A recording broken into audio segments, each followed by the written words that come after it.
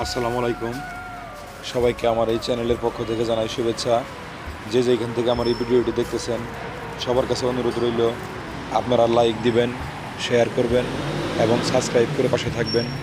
আমি আপনাদেরকে নিয়মিত দেখানোর চেষ্টা করি সৌদি আরব রিয়াদ থেকে। আমি হাঙ্গার স্টেশনে ফুড ডেলিভারিতে কাজ করি। আপনারা নতুন যারা ফুড ডেলিভারিতে কাজ করেন সবার প্রতি একটা অনুরোধ থাকবে, আপনারা দেখে শুনে গাড়ি চালাবেন।